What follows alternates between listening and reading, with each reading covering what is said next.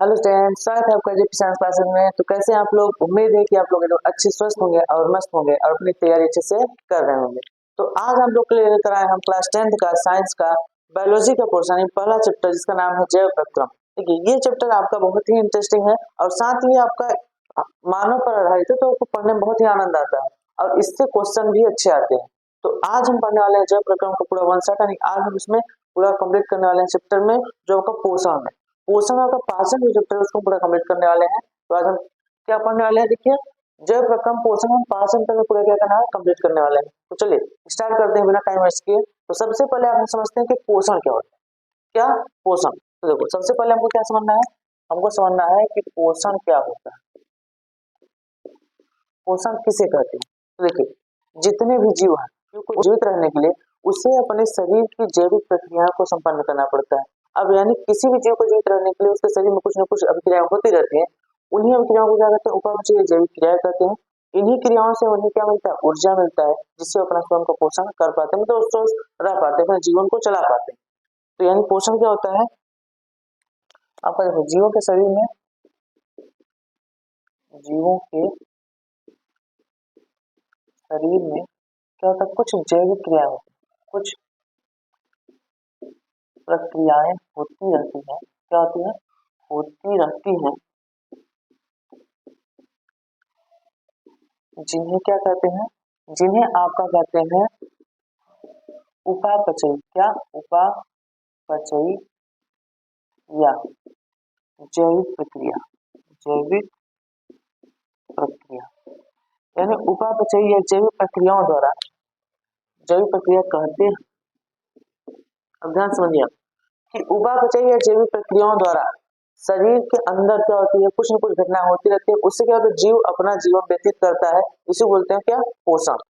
क्या बोलते हैं? पोषण। अब देखो, इसमें आपको दो शब्द करने हैं, उपापचय या जैविक प्रक्रिया। तो उपापचय क्रिया क्या होती है? उपापचय क्रिया क्या होती है? देखो, उपापचय क्रिया क्या होती है? जीवों के शरीर में होती है। इसी से आप ये भी याद कर सकते हो कौन जीव है कौन निर्जीव। तो जीवों में जो घटना होती है उनको सामान्य रूप से क्या रहता है? उपापचय क्रिया। अब आपको जो उपापचय क्रियाएं हैं, यह भी दो प्रकार की है। देखिए, क्या?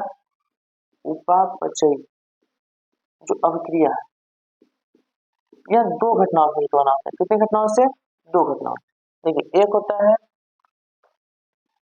उपचयी क्रिया। क्या होता है? एक आपका होता है उपचयी क्रिया, उपचयी अभिक्रिया। अब एक होता है अपचयी क्रिया। क्या होता है? अपचयी अभिक्रिया। अब ध्यान समझिए आप, उपचयी क्रिया क्या होता है, अपचयी क्रिया क्या होता है। देखो, अच्छा, उपचयी क्रिया को आपको थोड़ा समझ से रखिएगा। इसको बोलते हैं एनाबॉलिक। क्या बोलते हैं? Anabolic reaction. जब किसको क्या बोलते हैं? Catabolic, catabolic reaction. और इन दोनों को मिलाकर क्या जाता है? इन दोनों को मिलाकर कहा जाता है मेटाबॉलिक, मेटाबॉलिक रिएक्शन।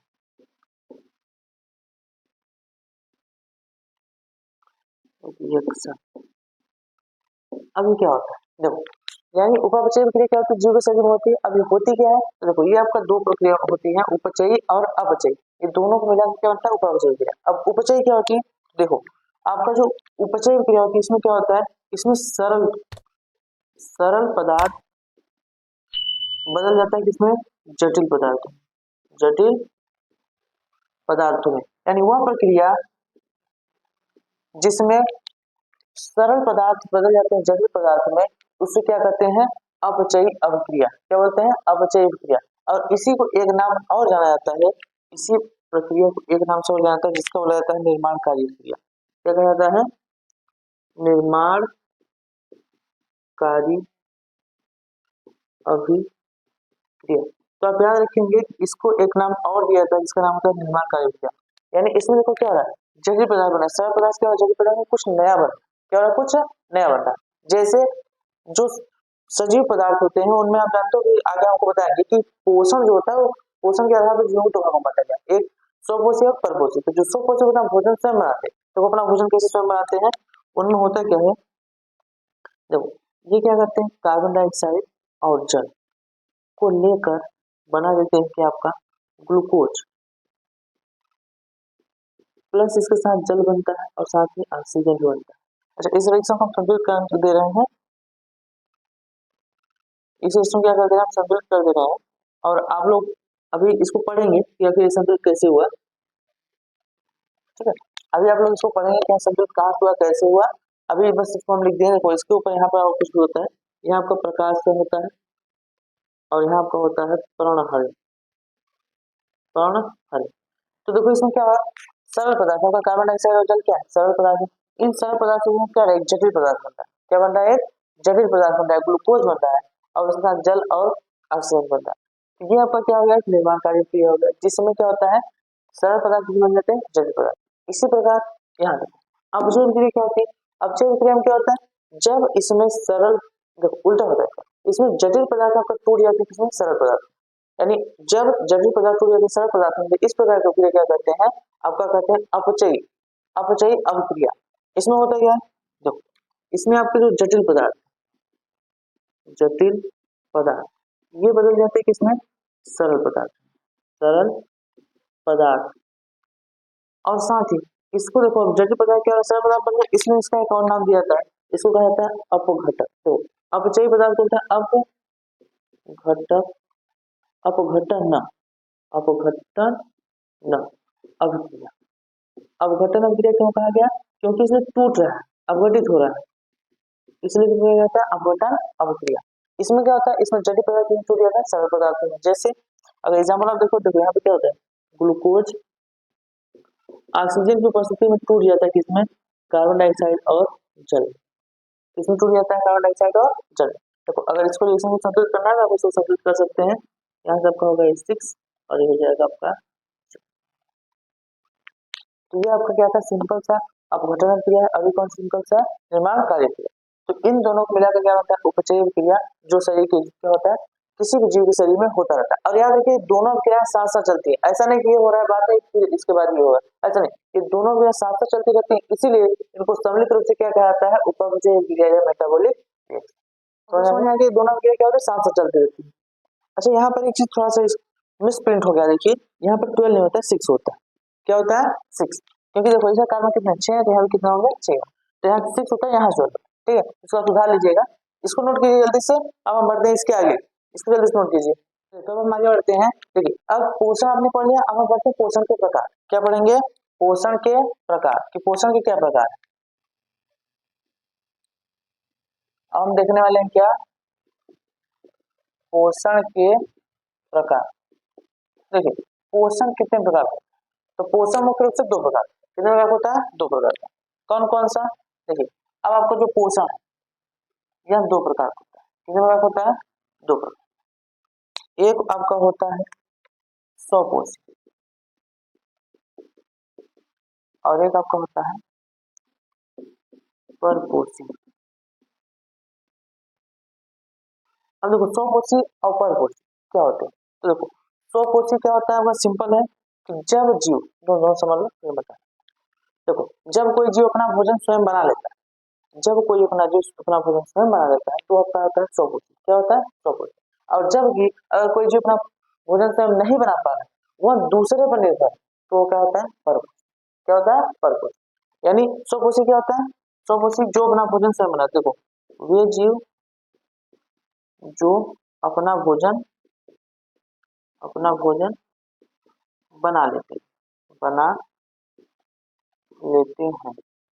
एग्जाम्पल जैसे सभी हरे पौधे, सभी हरे पौधे, और इसके साथ कुछ जीवाणु भी आते हैं, कुछ जीवाणु, कुछ जीवाणुओं में आप एग्जाम्पल लिखना चाहते हो तो देखो लिख सकते हो। इसमें आपका आता है नील हरित शैवाल। क्या आता है, नील हरित शैवाल, जो कि क्या है, एक जीवाणु, यूग्लिना, यूग्लिना। आज ये सभी क्या है, ये आप कहें सभी सभी स्वपोषी, जो अपना भोजन स्वयं बनाते हैं, जो अपना भोजन स्वयं बना लेंगे क्या होते हैं, स्वपोषी। अब बात है परपोषी, परपोषी में क्या होगा, परपोषी में आपका वे जीव जो अपना भोजन क्या करते हैं, वे जीव जो अपना भोजन स्वयं नहीं बनाते, स्वयं नहीं बनाते हैं। यानी जो अपना भोजन स्वयं नहीं बना पाते हैं वो क्या होते हैं परपक्ष। ये अपने भोजन अपने जीवन के लिए अपने भोजन के लिए किसी दूसरे पर निर्भर है। तो उनकी निर्भरता के आधार पर इनको तीन भागों में बांटा। कितने भागों में बांटा गया? तीन भागों। यानी कि अब पुनः इनका क्या होगा? विभाजन होगा। तो फिर से क्या होगा? तीन भागों में बटेंगे। तो देखिए आपको जो परपोषी है तीन भागों में बटेंगे। एक दो। अब कौन कौन से बटे हैं देखो। आपका पहला होता है प्राणी समभोजी। फिर आपका एक है परजीवी। और फिर आपका लास्ट है नित्योपजीवी।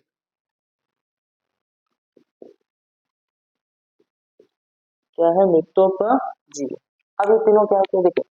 प्राणी संभोजी क्या होता है? यानी वे जीव जो अपने भोजन पदार्थों क्या करते हैं ठोस अथवा तरल दोनों रूपों में क्या करते हैं ग्रहण करते हैं, वो आपके होते हैं प्राणी संभोजी। कैसे होते हैं? प्राणी संभोजी। यानी ये अपना भोजन कैसे ग्रहण करते हैं? ये भोजन को ठोस तथा तरल दोनों अवस्था में देखो इसको थोड़ा सा ये अलग है आपको दोनों अवस्था में ग्रहण करते हैं। यानी आप भोजन क्या करते हैं ठोस और तरल दोनों अवस्था में ग्रहण करते हैं। एग्जाम्पल अगर आप देखेंगे तो इसमें क्या क्या आता है देखिए। लगभग मनुष्य भी आता है इसमें। मनुष्य, गाय भैंस,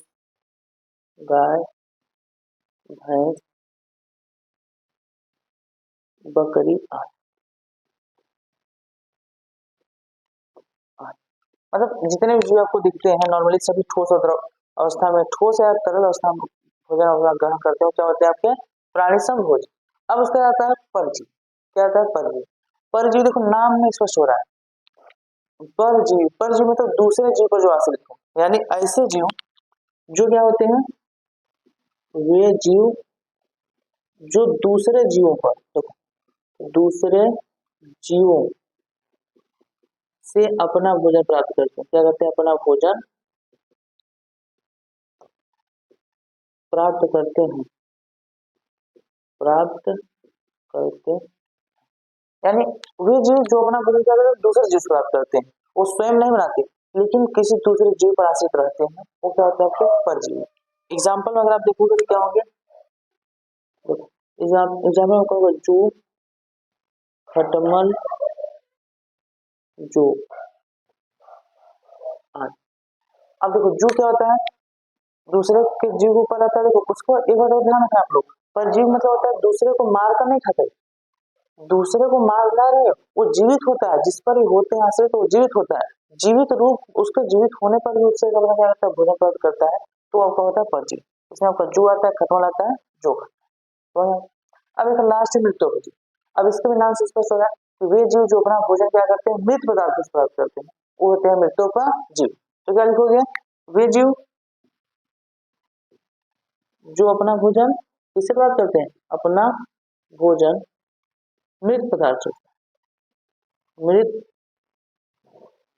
पदार्थों से प्राप्त करते हैं। जो क्या करते हैं अपना भोजन मृत पदार्थ से प्राप्त करते हैं क्या होते हैं मृत्योपजीवी। एग्जाम्पल में अगर आप देखोगे तो एग्जाम्पल आपका होगा जीवाणु। जिसे बोलते हैं आर्किबैक्टीरिया, आद्य बैक्टीरिया। और दूसरा बहुत इंपॉर्टेंट है याद रखना कवक। कवक भी मृत्योपजीवी होते हैं और आर्किबैक्टीरिया कुछ जीवाणु क्या होते हैं मृत्योपजीवी होते हैं जो मृत पदार्थों का मृत जीवों से भोजन प्राप्त करते हैं। तो ये आपका क्या था पोषण के प्रकार। तो उम्मीद है कि सब कुछ अच्छे समझ में आया। तो आप जल्दी से इसको नोट कीजिए। हम बढ़ते हैं इसके आगे। जल्दी से इसको नोट कीजिए। अब इसके आगे हम देखते हैं देखिए हमने अभी देखा स्वपोषी परपोषी। स्वपोषी में क्या थे? पादप थे जो अपना भोजन स्वयं बनाते हैं। तो हम देख लेते हैं पादप अपना भोजन कैसे बनाते हैं। तो अब हम देखने वाले हैं क्या पादपों में पोषण। किसमें देखने वाले हैं? पादपों में पोषण। कि पादपों में पोषण कैसे होता है। देखो पादपों में पोषण को एक और नाम जानते हैं इसको बोला जाता है प्रकाश संश्लेषण। प्रकाश संश्लेषण। अब इसका नाम प्रकाश संश्लेषण क्यों रखा गया वो आपको ये पढ़ने की बात है। देखिए पादपों में भोजन कैसे बनता है, देखते हैं पादपों में पोषण। देखिए पादपों में जो पोषण होता है इसी बोलते हैं प्रकाश संश्लेषण। अब पादपों पोषण को प्रकाश संश्लेषण क्या बोलते हैं, ये आप पढ़ने के बाद समझोगे। तो देखो पादपों में पोषण कैसे होता है, क्या आपको पता है कि जितने भी हरे पेड़ पौधे होते हैं अपना भोजन स्वयं बनाते हैं। अपना भोजन स्वयं कैसे बनाते हैं, तो देखो उन्हें अपना भोजन बनाने के लिए सबसे पहले पहले क्या चाहिए, जल, यानी H2O। H2O कहाँ से लेते हैं, जड़ों द्वारा अवशोषित होता है। और वायुमंडल से लेते हैं क्या, कार्बन डाइऑक्साइड। क्या करते हैं, कार्बन डाइऑक्साइड। और उसके बाद यही दोनों चली जाती है कहाँ, पत्तियों में। कहाँ चली जाती है, पत्तियों में। तो जो पत्तियां होती हैं उनमें एक वर्णक होता है जिसे बोलते हैं क्लोरोफिल। क्या बोलते हैं, क्लोरोफिल। क्लोरोफिल वर्णक होता है जो प्रकाश की उपस्थिति में इन दोनों को लेकर एक साथ, और देखो कौन करता है, तो आपको पत्तियां करती है। कौन करता है, पत्तियां। यानी पत्तियां प्रकाश की उपस्थिति में, प्रकाश की उपस्थिति, किसकी प्रकाश, सूर्य का प्रकाश, सूर्य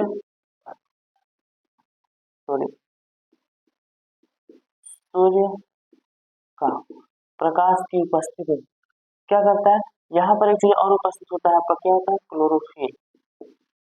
क्लोरोफिल ऐसी को हिंदी में बोलते हैं पर्णहरिण। क्या बोलते हैं, पर्णहरिण। क्लोरोफिल या पर्णहरिण हिंदी बोलते हैं, इंग्लिश होता है क्लोरोफिल। इसकी उपस्थिति में जल और कार्बन डाइऑक्साइड लेकर क्या बनाता है, अपना भोजन बनाता है, ग्लूकोज C6H12O6। और इसके साथ ही बनता है क्या, ऑक्सीजन।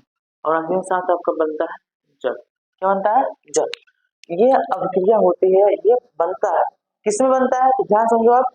जितनी भी हरी पेड़ पौधे होते हैं इनमें पत्तियां हरी होती है, तो पत्तियां जो हरी होती है उनमें होता है एक वर्णक जिसका नाम है क्लोरोफिल। और क्लोरोफिल प्रकाश की उपस्थिति में जड़ों द्वारा लाया गया जल और वायुमंडल से लिया गया कार्बन डाइऑक्साइड, इन दोनों को मिलाकर बना देता है क्या, ग्लूकोज। इससे ऑक्सीजन बनता है और फिर जल बनता है। तो यही प्रक्रिया क्या होती है, प्रकाश संश्लेषण। क्यों प्रकाश संश्लेषण कहा गया, क्योंकि प्रकाश की उपस्थिति में भोजन का संश्लेषण हो रहा है। भोजन बन रहा है, भोजन बन रहा है मतलब भोजन का संश्लेषण हो रहा है, किसकी उपस्थिति में, प्रकाश की उपस्थिति में, इसलिए इसको कहा जाता है प्रकाश संश्लेषण। समझ आया। अब ये भोजन बन गया, इस भोजन का प्रयोग कौन करेगा, पादप, इसलिए कहा जाता है पादपों में पोषण। इन्हें भोजन अपना कैसे मिला, तो उन्हें अपना भोजन इस प्रकार मिलता है। समझ आ गया। अब इसको आप संतुलित कर लीजिए। देखिए इसका बैलेंस समीकरण ये होता है 12H2O 6CO2, यहाँ पर आपका 6O2 6H2, ये आपका होता है बैलेंस समीकरण। अब ये डायरेक्ट एग्जाम में पूछा था, बोर्ड एग्जाम में ये डायरेक्ट पूछा गया है।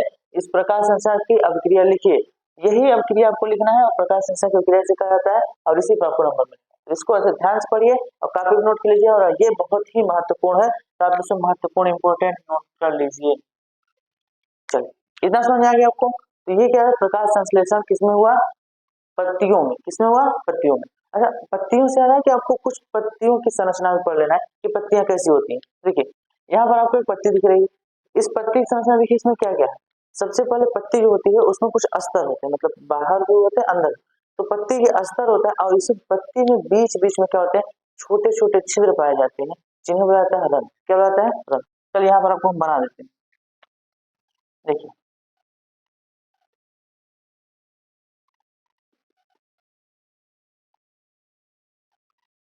ये आपका हो गया पत्ती, ये क्या हो गया, पत्ती। देखिए इस पत्ती में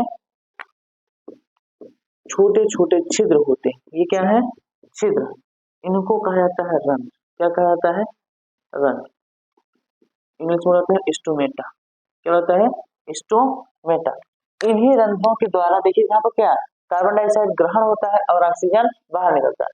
तो इन्हें क्या होता है, रंध्र है, स्टोमेटा। इसकी कुछ संरचना होती है, तो इसको इसी संरचना को हम क्या करें, थोड़ा सा जूम कर दे रहे हैं।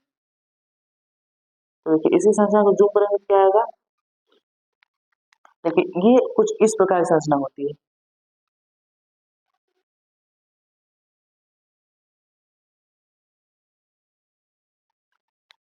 अब इसके बाद इसके चारों तरफ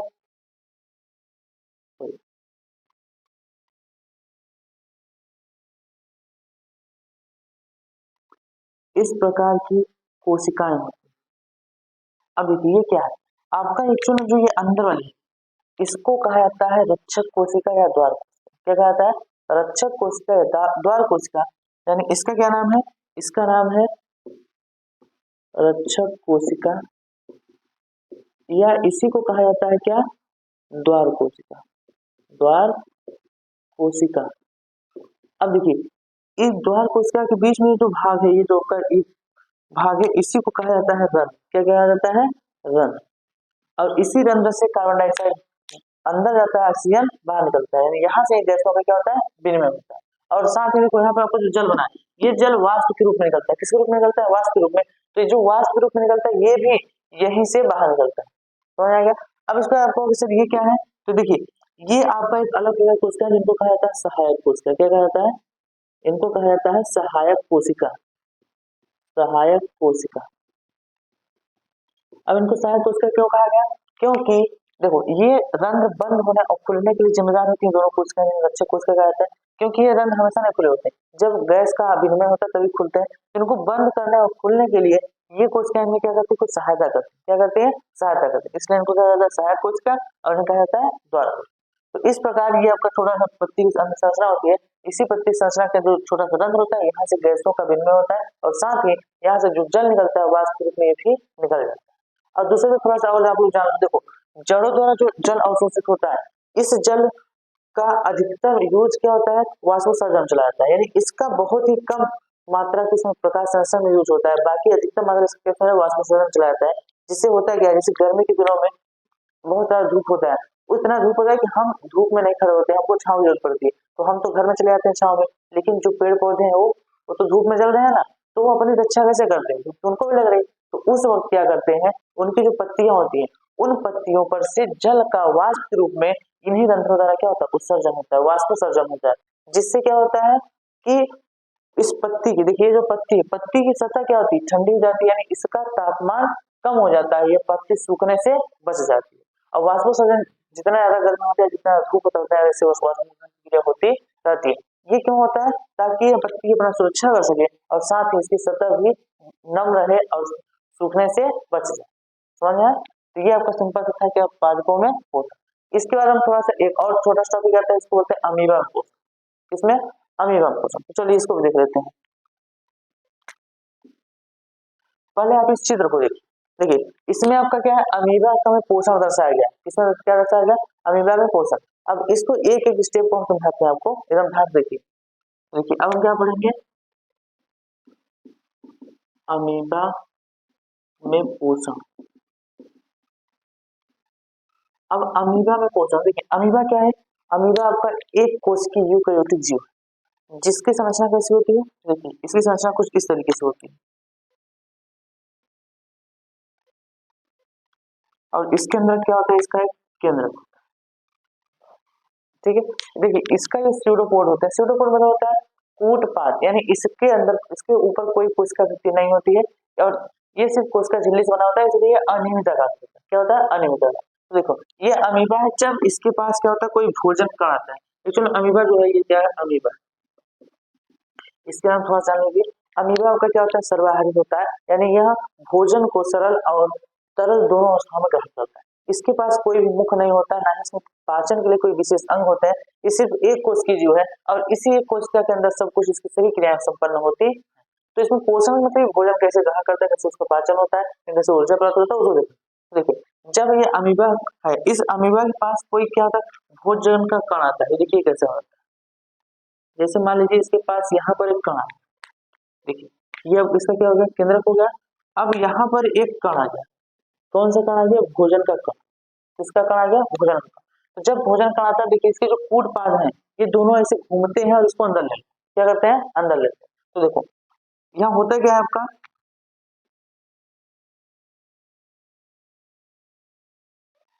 देखिए यहाँ से क्या हुआ? अभी आप वहां दर्शा देना, फिर हमको समझा देंगे। देखिए ये इसका केंद्रक था। अब ये क्या हुआ? यहाँ से ये अंदर आया। क्या होगा? अंदर आया, यानी ये जो था, देखो ये आपस, ये इधर से आके इधर बंद हो जाएगा, यहाँ से टूट जाएगा। तो एक्चुअल में ये कहाँ चला जाएगा? आपका अंदर चला जाएगा। कहाँ चला जाएगा? अंदर। और ये आपका फिर से बाहर से जुड़ जाएगा। तो इस क्रिया को, यानी यहाँ से जब अंदर आ रहा है, तो इसको कहा जाता है अंतर्ग्रहण। क्या कहा जाता है? अंतर्ग्रहण। यानी भोजन क्या होता है? अंतर। अब जब अंतर्ग्रहण हुआ, यानी भोज्य का पदार्थ अंदर आ गया। कहाँ गया? अंदर। इसको आप लिख लीजिए, अब क्या है? ये आपका है भोजन का कण। भोजन का कण। तो जब ये अंदर आ जाता है, तब इसका क्या होता है? देखो अंदर आ गया। अब इसका पाचन होगा। क्या होगा? पाचन। तो पाचन होने के बाद फिर क्या होगा? इसका यहाँ पर पाचन होगा, पाचन होने के बाद चलो इसको लिख लो। अभी ये कौन सा क्रिया है, ये है पाचन। अब पाचन होने के बाद क्या करेगा, पाचन जब उसका हो जाएगा तो इसमें से क्या होगा, जो भोज्य पदार्थ के अंदर जो पोषक पदार्थ है उनका क्या करेगा, अवशोषण करेगा। क्या करेगा, अवशोषण। तो पाचन होने के बाद क्या होगा, इसका इसका आपका अवशोषण होगा। क्या होगा, अवशोषण। देखिए अवशोषित कर लेगा। तो ये जो हो रहा है यहाँ पर, इसको बोलते हैं अवशोषण। क्या बोलते हैं, अवशोषण। अवशोषण के बाद क्या होगा, देखिए इसका अवशोषण में कुछ न कुछ भाग शेष रह जाता है। तो अब उस शेष भाग का क्या होता है, तो जो भाग शेष रह जाता है, तो अब नीचे जगह नहीं, यहाँ बना देते हैं आपका।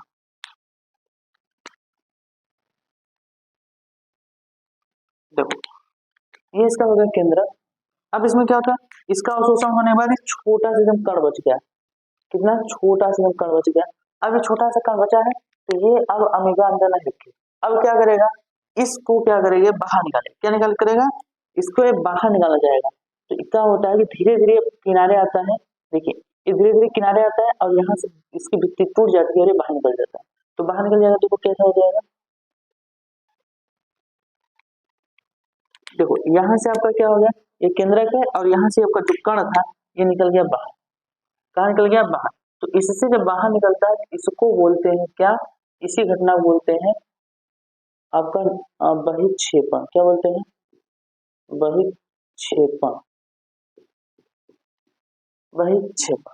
तो इस प्रकार होता है। देखो सबसे पहले अमीबा जीव था, इसके पास जब कोई भोजन का कण आया तो ये क्या किया, इसका अंतर्ग्रहण किया। अंतर्ग्रहण कैसे किया, कूट पादों को अपना उसको समेट कर अंदर कर लिया। तो ये क्या हो गया, अंतर्ग्रहण। अंतर्ग्रहण के बाद क्या होता है, इसका पाचन होता है। पाचन होने के बाद इसमें क्या होगा, जो पदार्थ है उनका क्या करेगा, अवशोषण करेगा। अवशोषण होने के बाद फिर क्या होगा, इसका बहिक्षेपण होगा। बहिक्षेपण होने के बाद क्या होगा, देखो जो कण बचा था वो क्या हो जाएगा, बाहर निकल जाएगा। लास्ट में आपका अमीबा फिर शेष हो जाएगा। इस प्रकार क्या होता है, अमीबा में पोषण होता है, स्वयं का पोषण करता है। तो देखो ये आपका स्टेप था, ये ऐसे चल रहे थे, आप ऐसे बना लीजिएगा। ठीक है, देखो इसके बाद आपका ये हुआ है, फिर इसके बाद इस प्रकार के स्टेप होता है। किसमें पोषण होता है, अमीबा में। तो अब आपने अमीबा और पादप दोनों पोषण देख लिया। अब हम जो मेन चैप्टर है, वो आपका मेन चैप्टर क्या है, मानव पोषण। तो इसको जल्दी सुनो, हम पढ़ने वाले हैं क्या, मानव में पोषण। जल्दी सुनो कीजिए। तो चलिए अब हम देखते हैं किसे, मानव में पोषण। किसमें देखेंगे, अब हम देखेंगे, देखिए मानव में पोषण। मानव में पोषण, आखिर मानव में पोषण कैसे होता है।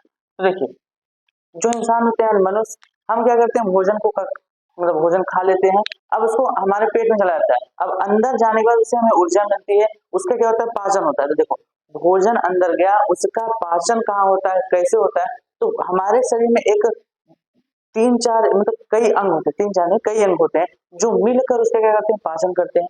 इस प्रकार ये सभी अंग मिलकर एक तंत्र का निर्माण करते हैं, इसे बोलते हैं पाचन तंत्र। क्या बोलते हैं, पाचन तंत्र। यानी हमारे शरीर में जो भोजन का पाचन होता है वो एक तंत्र में होता है, इसे बोलते हैं पाचन तंत्र। अब उस तंत्र में क्या होता है, कुछ अंग आते हैं और कुछ एंजाइम आते हैं, जो एंजाइम उस भोजन को पचाते हैं।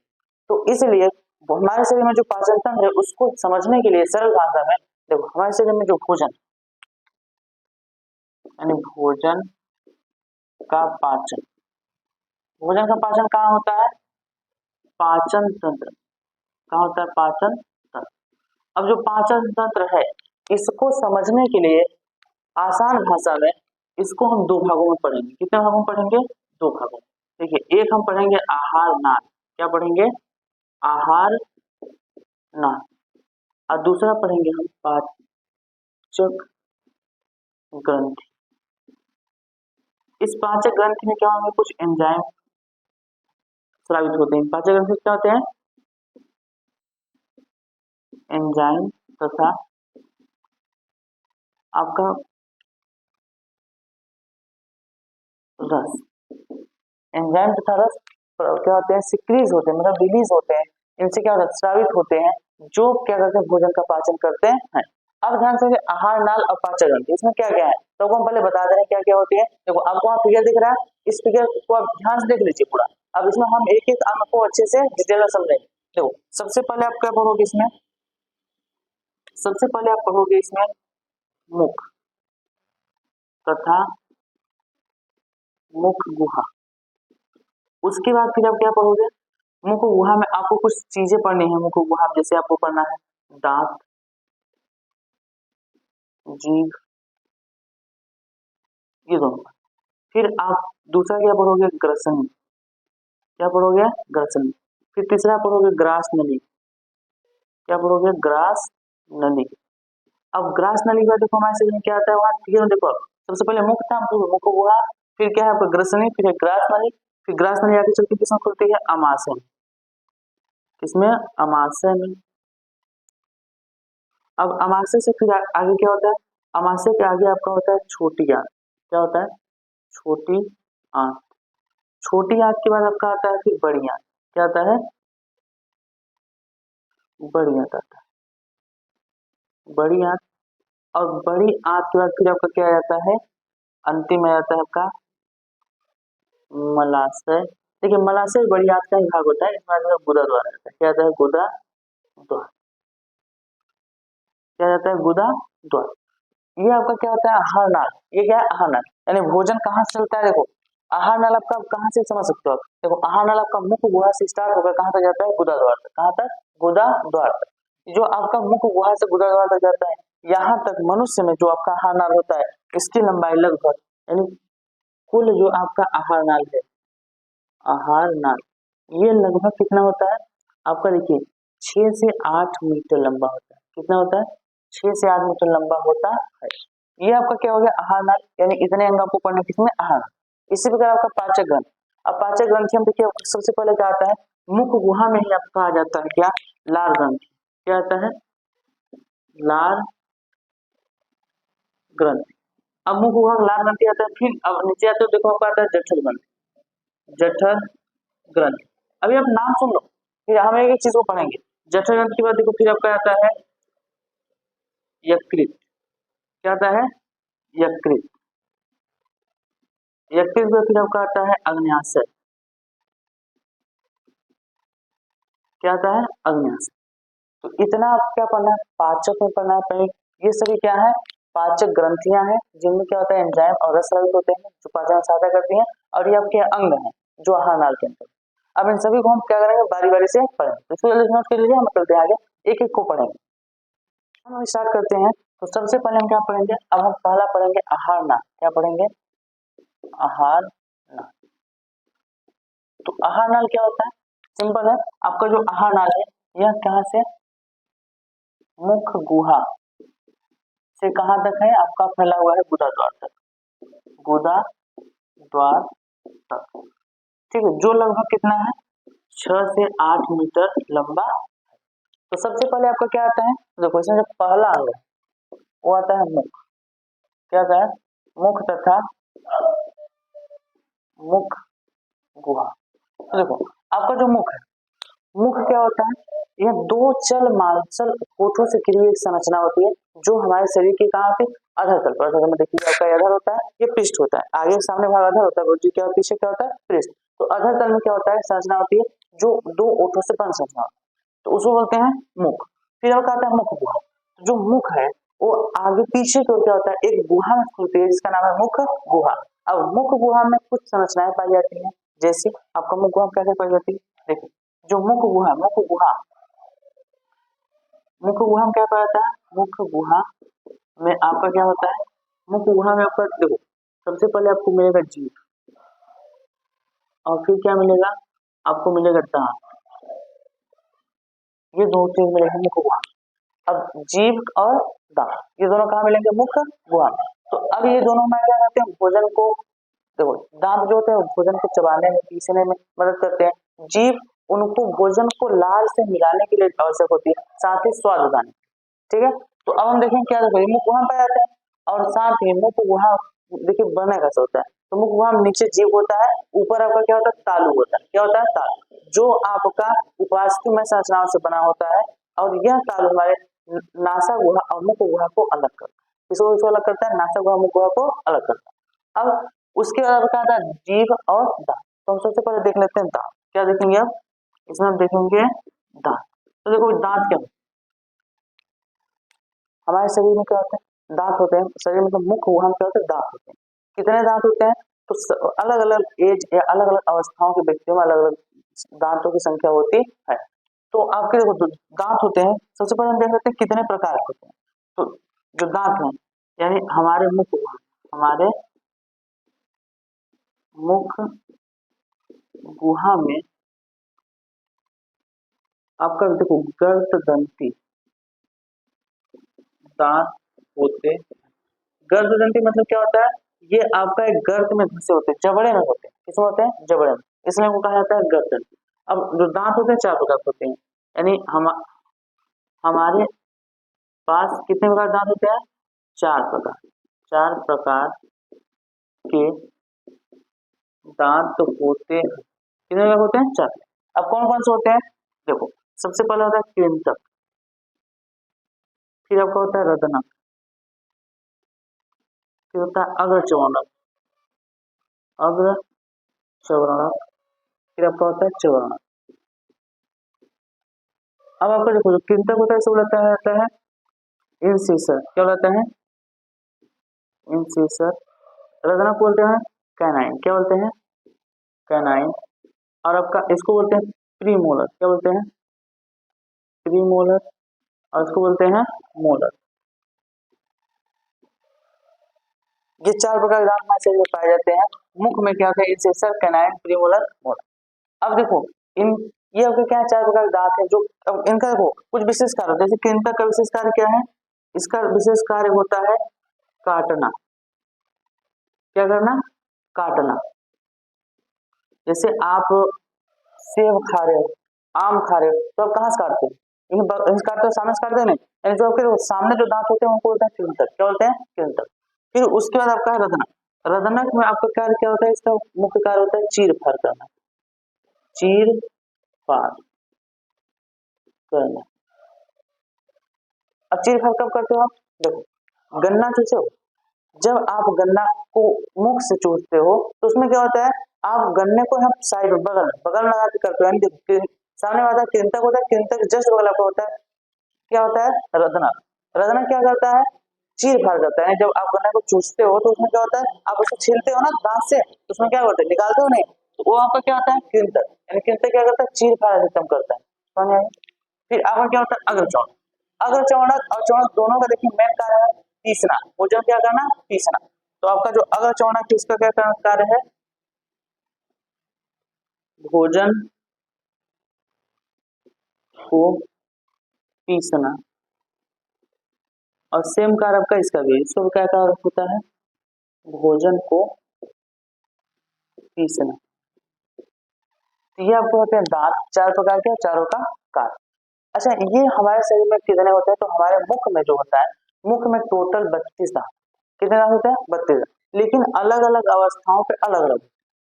तो दांत कितने होते हैं, कौन कितना होता है? तो देखो यहाँ पर हमको बता दे रहे हैं, जो कृंतक होते हैं ये आपके होते हैं टोटल 8। कितने होते हैं? 8। और जो आपके रत्नक होते हैं केवल होते हैं 4। ये भी आपके होते हैं 8 और ये होते हैं 12। अब इनको आप याद कैसे रखते हैं? देखिए, ये जो लिखे हैं ये लिखे हैं वयस्क मनुष्य में। किसमें? वयस्क मनुष्य में। वयस्क मनुष्य में दांत इस प्रकार। तो एक और सवाल पूछा जाता है बोर्ड एग्जाम, बहुत जरूरी, उसको बोलते हैं क्या? दंत सूत्र। तो हम देख लेते हैं दंत सूत्र। क्या देख लेते हैं? दंत सूत्र। देखो आप दंत सूत्र। तो देखो, दंत सूत्र याद कैसे रखोगे? दंत को याद कैसे रखते हैं? देखो, एक्चुअल में हमारे शरीर में क्या होता है? मुख में ऊपर और नीचे दो जबड़े होते हैं और दोनों में क्या होते हैं? दांत। अब बराबर दांत। तो देखो, अब हमारे मुख में कितने हैं? तो ऊपर और नीचे, और साथ ही बीच से अगर आप देखो तो इधर का साइड जो होता है जितने दांत होते हैं उधर बीच से इधर साथ। तो हम एक का देखेंगे, देखो इधर अगर इस तरफ का देख लिया, फिर इधर का जितना होगा उसको दुगना कर देंगे, निकल जाएगा, और इन दोनों को दुगना कर दो, ऊपर निकल जाएगा, टोटल निकल जाएगा। तो दंत सूत्र इसी प्रकार याद किया जाता है। तो देखो, अब दंत सूत्र किसके लिए देख रहे हैं? वयस्क मनुष्य। किसमें देख रहे हैं? वयस्क मनुष्य में। अगर आप वयस्क मनुष्य में देखो, जो दंत सूत्र होता है वो आपका होता है 2123 अपॉन 2123 इंटू। अब देखो, ये आपका ऊपर वाले का नाम हो गया, ये किसका होगा? नीचे वाले, यानी ऊपर वाले आधा का ये और नीचे वाला आधा का ये, और इसमें जब दो टुकड़ा कर दो तो देखो आधा ऊपर की तरफ हो गया, फिर आधा नीचे हो गया, इनका दुगना कर दो इधर का निकल जाएगा, दो दो दो पूरा निकल जाएगा। तो अब यहाँ देखो, अगर इसको सॉल्व करोगे तो इसमें कितना है? 3 2 5। अच्छा, ये किस क्रम में लिखे हैं? आप अभी कहोगे 2 3 कहाँ से लिखे? तो देखो, ये किस क्रम में लिखे? तो आपका इसी क्रम में लिखे हैं। सबसे पहले आपका कृंतक, फिर दनक, फिर अग्रचौड़क, फिर चौड़क। अब यहाँ पर आपका देखो चिंतक हो गया इंसिसर, तो इसको देखो ऐसे आप याद रख सकते हो, ये आपका आई फिर सी फिर पी एम फिर कैपिटल इस रूप में, यानी देखिए इंसिसर 2, कैनाइन 1, प्रीमोलर 2, अमोलर 3, समझे? इस प्रकार याद रखोगे। अच्छा इसको कैसे याद रखोगे, क्रम कैसे याद रखोगे, तो इस क्रम को याद रखने के छोटा सा आपको ट्रिक बता देते हैं। चलो इसको याद रखने का एक ट्रिक है, इसको ट्रिक कैसे देखो, ट्रिक क्या है, ट्रिक ये है आई सी पी एम, यही है ना। देखो इसको आप रख सकते हो, ट्रिक क्या होगा, इंडिया के प्राइम, इंडिया के प्राइम मिनिस्टर, इसका ट्रिक क्या है, देखो आई से हो गया इंडिया, सी से हो गया के, पीएम से हो गया प्राइम, देखो इसमें आपका माया एम आया ना, तो इसका प्राइम, प्राइम मतलब होगा पीएम और कैपिटल है मिनिस्टर, तो इंडिया के प्राइम मिनिस्टर, इससे आराम से याद रख सकते हो आप। आई से हो गया इंसेसर, सी से हो गया कैनाइन, पी से हो गया प्रीमोलर, एम से हो गया मोलर, तो इस प्रकार क्रम से आप याद रख सकते हो किसको, आई सी पीएम और एम, ठीक है। अब इसको देखो सॉल्व करोगे आपको क्या आएगा, देखो 3 2 5 1 6 2 8, तो क्या हो गया 8 बटे, नीचे भी आपका 8 ही आएगा सेम, और इनटू 2, अब इसका गुणा करो, देखो 8 गुना 16 बटा 16, यानी जोड़ दो कितना आ जाएगा 32, कितना आया 32, हमारे मुख में कितना होता है 32, एक इसके लिए एक वयस्क मनुष्य के लिए। अगर यहीं आपको एक शिशु के लिए किया जाए, ऐसा बच्चा मतलब एक छोटा सा बच्चा है 5 साल का जिसके अभी दांत निकले हैं, तो उसके दूध के दांत जामे हैं, तो देखो उसमें क्या होता है, किसके लिए, एक शिशु के लिए, शिशु के लिए, अगर आप शिशु के लिए देखोगे तो क्या होगा, इसके लिए जो सूत्र होता है दंत सूत्र, वो होता है देखो 2102 अपान 2102, देखो इस प्रकार का होता है, यानी जो एक शिशु होता है उसके अंदर एक छोटा सा बच्चा होता है, उसके अंदर देखो क्या होता है आपका आई सी पी एम एम, और यहाँ पर क्या कर देंगे इंटू 2, अब देखो इसका करोगे, देखो 2 1 3 3 2 5, यह क्या जाएगा 5 बटे 5 गुणे 2, मान देखो 5 गुना 10, 5 गुना 10 कितना आ जाएगा 20, यानी एक छोटे से बच्चे के मुख में कितने दांत होते हैं 20 दांत, कितने दांत होते हैं 20। अब उसमें याद रखो, अब देखो इसमें आपका इंसिसर है, कैनाइन है, प्रीमोलर नहीं, मोलर लेकिन प्रीमोलर नहीं, तो आप याद रखोगे कि छोटे से बच्चे या शिशु में प्रीमोलर यानी अग्र चौड़क नहीं, ये आप नोट करके यहाँ लिख लो, क्या लिखोगे कि शिशु में, इसमें छोटे से बच्चे में अग्र चौड़क नहीं होता, नहीं होता है, समझ आ गया। तो ये आपका क्या था, दांत था, और दांत का सूत्र, क्या आप कैसे दांत को याद रख, समझ आ गया। चलिए इसको नोट कीजिए, हम बढ़ते हैं, देखो दांत हम पहले हम देखेंगे जीभ, मुख को हम क्या देखेंगे जीभ, जल्दी से नोट करो। चलो अब हम देखते हैं क्या, अब छोटा सा एक और टॉपिक इसमें बचा है, क्या जीभ, देखो जीभ क्या होता है, जीभ हमारे शरीर में मुख गुहा में एक मांसक संरचना होती है जो सामने की ओर स्वतंत्र होती है और पीछे को जुड़ी होती है, पीछे को क्या होती है जुड़ी होती है, यानी पीछे अंदर जो है वो जुड़ी होती है और सामने को स्वतंत्र होती है। इसका कार्य क्या होता है, सिंपल सा कार्य होता है कि हमारे भोजन को जो हम मुख में चबाते हैं उसको लार में मिक्स करना होता है, और साथ ही हमें बोलने में भी मदद करती है, ठीक है। और इसका कार्य एक और कार्य है, देखो ये अगर आपके पास यहाँ पर देखिए, ये आपका जीभ, अब इधर कुछ इसके संरचनाएं होती है, आपको इसको नहीं ध्यान देना है, मतलब ये देखो ये आपका जीभ, ये क्या है जीभ, ये पीछे जुड़ा होता है, सामने को क्या जुड़ा होता है, तो देखो इसमें क्या होती है, इस जीभ पर स्वाद कलिकाएं होती है, क्या होती है स्वाद कलिकाएं, जो स्वाद को बताती है। तो अब स्वाद कलिकाएं कैसी होती है, तो देखो इसमें आपका कुछ इस तरीके से खंड में बटा होता है,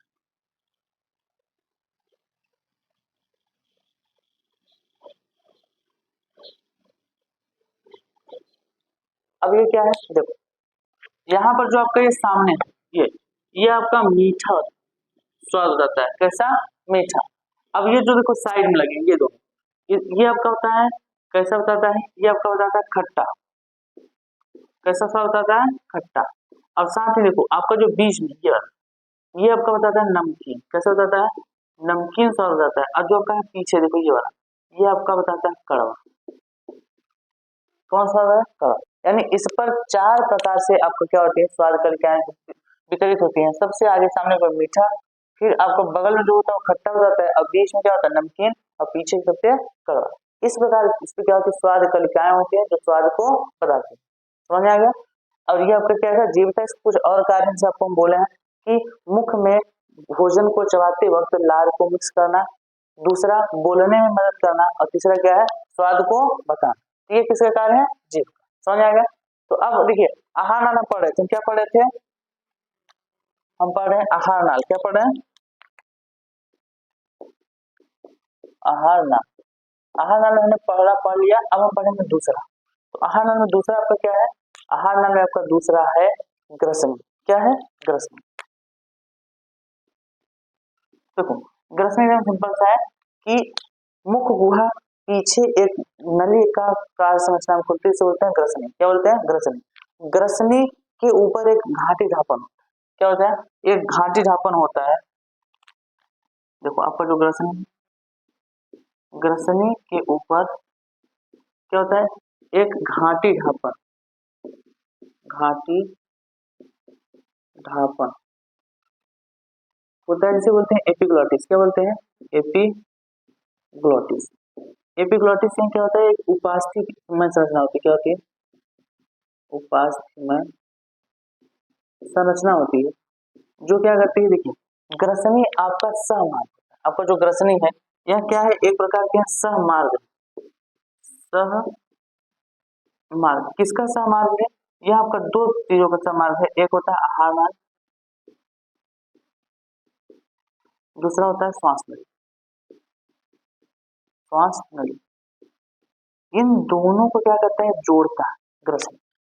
ठीक, इसको क्या ग्रसनी में क्या होता है, आहार नाल। और इसी ग्रसनी में क्या होता है, घाटी ढापन, जो क्या करता है, देखो इसमें क्या होता है, आहार नाल भी होता है और श्वास नाल भी होता है। तो इस जो घाटी ढापन हो वो सिर्फ एक को खोलता है। अगर आपका आहार नाल होगा तो श्वास नाल बंद हो जाएगा। देखो, अगर आहार नाल होगा श्वास नाल खुलेगा, श्वास नाल होगा तो आहार नाल खुलेगा। तो जब हम भोजन को निगलते हैं, देखो वैसे तो आपका जो घाटी ढापन का सदैव किसको बंद किया होता है, आहार नाल को बंद किया होता है। कौन खुला होता है, श्वास नाल, जिससे हम सांस लेते रहते हैं। लेकिन जब हम भोजन को निगलते हैं तब क्या होता है, घाटी ढापन इसको ढक लेता है, श्वास नाल को, और ये क्या होता है, खुल जाता है, इससे भोजन अंदर चला जाता है। अब जैसे ही ग्रसन से अंदर जाता है तो ग्रसन के अंदर जाने वाला आपका तीसरा जो अंग था वो आता है क्या, ग्रास नली। ग्रास नली। अब ग्रास नली चलाता है, कहाँ चलाता है, ग्रास नली। तो आपकी ग्रास नली क्या होती है, देखिए ग्रास नली आपकी 23 से 27 सेंटीमीटर क्या होती है, लंबी नली है। 23 से 27 सेंटीमीटर लंबी नली होती है,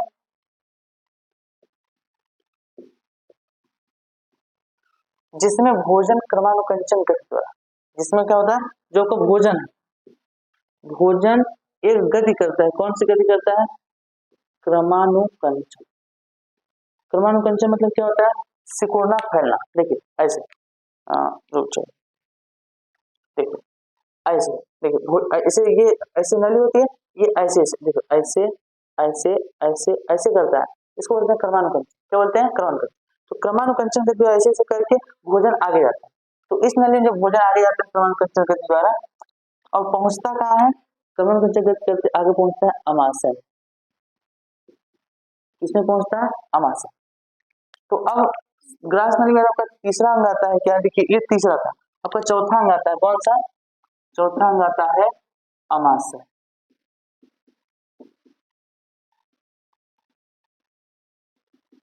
कहाँ आ जाता है, अमाशय। तो देखिए अमाशय हमारे शरीर की आहार नाली की, आहार नाली की सबसे बड़ी थैलीनुमा संरचना होती है।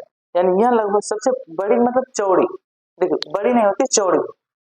क्या होती है, चौड़ी। यानी यह आपका देखो क्या है, यह 25 सेंटीमीटर लंबी तथा आहार नाली, आहार नाल की सबसे चौड़ा भाग होता है। क्या होता है, आहार नाल सबसे चौड़ा भाग होता है। देखो भोजन हम क्या किया, मुंह में लिए, उसको चबाए, फिर निगले, तो ग्रसने के द्वारा ग्रास नली में गया, और ग्रास नली कहाँ चला जाता है, अमाशय। किसमें जाता है, अमाशय। अब देखो अमाशय संरचना ऐसी होती है,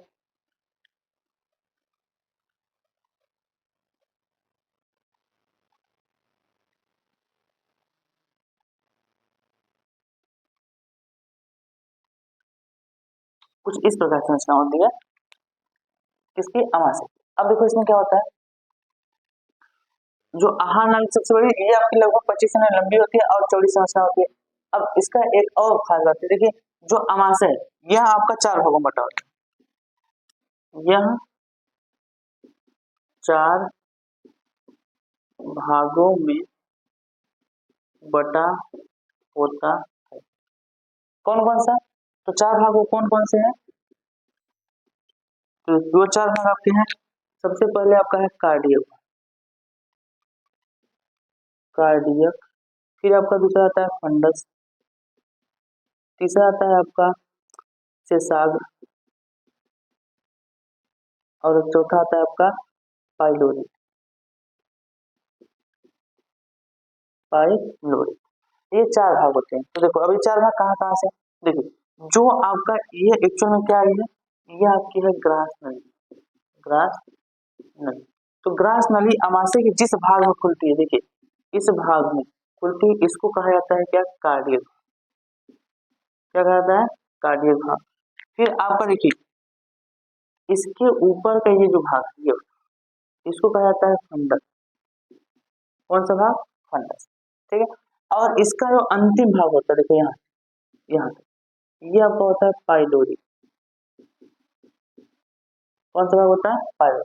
अब इसके बाद जो मध्य में बचा है इसे बोलते हैं सेसाग, क्या बोलते हैं, सेसाग। ये 4 भागों में कौन बताता है, अमाशय। अब अमाशय आगे चलकर देखो, ये जो आपकी संरचना है, ये आपकी एक छोटी सी संरचना का नाम होता है, इस संरचना का नाम होता है ग्रहणी। क्या नाम होता है, ग्रहणी। अब ग्रहणी क्या होती है, तो ग्रहणी आपका छोटी आंत का भाग, किसका भाग होता है, छोटी आंत का। तो अभी आपको बताएंगे छोटी आंत 3 भागों में बटा होता है, ग्रहणी, मध्यांत और शेषांत, 3 भागों में बटा होता है। तो ग्रहणी उसका पहला भाग, छोटी आंत का।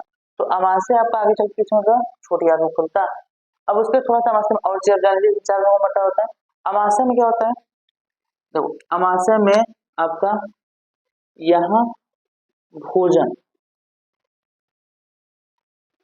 का लुगदी बनता है, क्या बनता है, लुगदी बनता है। लुगदी बनता है मतलब भोजन अति ज्यादा, बहुत ज्यादा यहाँ पे क्या होता है, क्रमानुकंचन होता है। क्या होता है, क्रमानुकंचन, यानी जो थैली इसमें क्या होता है, बहुत ज्यादा क्रमानुकंचन होता है, इससे भोजन इसमें एकदम मिक्स हो जाते हैं। और साथ ही अमाशय में जठररस का स्राव होता है, किसका स्राव होता है, जठररस का। अभी आपको हम पाचन करके समझाएंगे कि इसमें जठररस का स्राव होता है, जिसमें HCl होता है, ट्रिप्सिन होता है और लाइपेज होता है। वो क्या करते हैं, इसका आंशिक रूप से पाचन करते हैं, क्या करते हैं, आंशिक रूप से पाचन करते हैं। और जिस प्रकार ये एक दूसरे से मिक्स हो जाता है और क्या बना देता है, लुगदी बना, क्या बनाता है, लुगदी। उसके बाद भोजन अमाशय में, ये आपको इम्पोर्टेंट लाइन है, भोजन अमाशय में 3 से 4 घंटे रहता है। कितने घंटे रहता है, 3 से 4 घंटे रहता है। और 3 से 4 घंटे रहने के बाद फिर यहाँ से क्या होता है, आगे ग्रहणी की तरफ चला जाता है, कहाँ, छोटी आंत। समझा, चलिए इसको नोट कीजिए, हम बढ़ते हैं आगे, आपका छोटी आंत। ये आपका अमाशय आपने पढ़ लिया। अमाशय का चौथा अंक था, अब आपका 5वां अंक कौन है, 5वां अंक है आपका छोटी आंत, छोटी आंत। अब छोटी आंत क्या होता है, देखो छोटी आंत आपका पाचक, मतलब हमारे पाचन तंत्र का सबसे मुख्य अंग।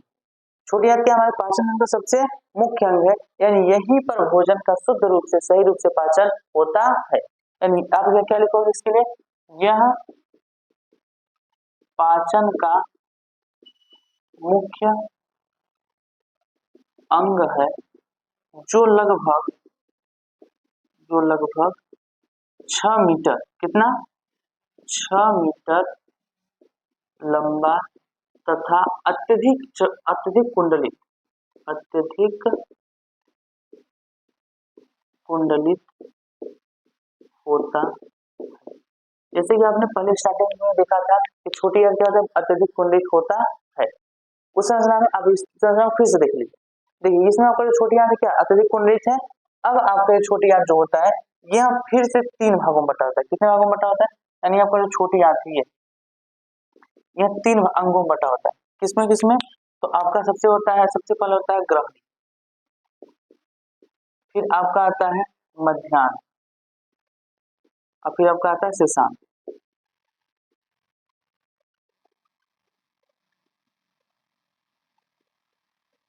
तो देखो आपका ग्रहणी, मध्याह्न और सुशांत तीनों को देखो आप।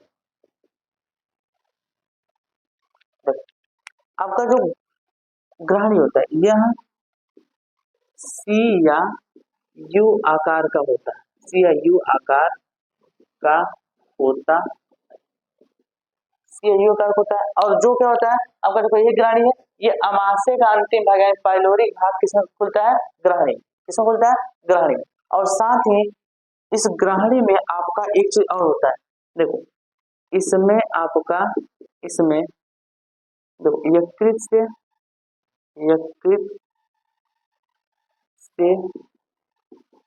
पित्त तथा अग्न्याशय से, अग्न्याशय,